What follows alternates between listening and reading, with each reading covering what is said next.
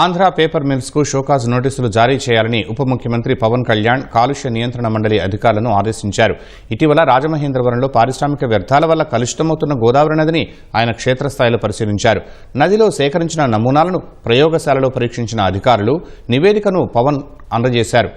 ఈ నివేదికలపై రాజమహేంద్రవరం జిల్లా అధికారులతో ఉప ముఖ్యమంత్రి పవన్ నేడు వర్చువల్గా సమీక్ష నిర్వహించారు.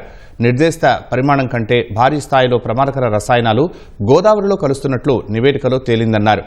ఇంత జరుగుతూ ఉంటే అధికారులు ఏం చేస్తున్నారని ప్రశ్నించారు. నెలకు ఒకసారి నమూనాలు సేకరిస్తున్నట్లు అధికారులు బదులు ఇచ్చారు. గోదావరి నది కలుషితం అవుతూ ఉంటే చర్యలు ఎందుకు తీసుకోలేదని ప్రశ్నించారు.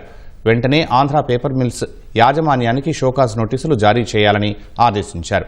పర్యవేక్షణ సరిగా చేయని రాజమహేంద్రవరం కార్పొరేషన్కు నోటీసులు ఇవ్వాలని చెప్పారు. గోదావరి పుష్కరాలు పరిశుభ్రమైన వాతావరణంలో నిర్వహించేందుకు అన్ని చర్యలు తీసుకోవాలని అధికారులకు సూచించారు.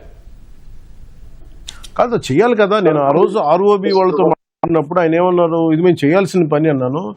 నిన్న మీరు కనీసం వాళ్ళకి ఇండికేట్ చేయాలి కదా, నోటీస్ పంపించాలి కదా, మీరు వైలేషన్స్ ఉన్నాయని. దట్ ఈస్ ఎ జాబ్ కదా. మీరు ఎక్స్టర్నల్గా తీసుకున్నారు, లోపలికి వెళ్ళి తీసుకోవాల్సిన ప్రతి నెల తీసుకెళ్లి చెక్ చేయాల్సిందే. లోపల లెగంలో ఎందుకు చేయలేదు?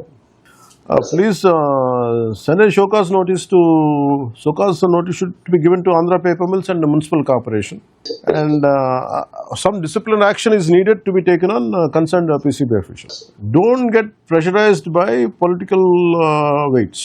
Our job is administration. I want the administration to do their job. If any issue is there, please say, we will refer it to the concerned ministers. We will take it to cabinet. If cabinet cannot solve it, then we will take it to assembly. Because our concern is for public. Political issues వస్తాయి అని చెప్పి మీరు మీ duty మీరు చేయకపోతే మీరు ఎట్లాగా?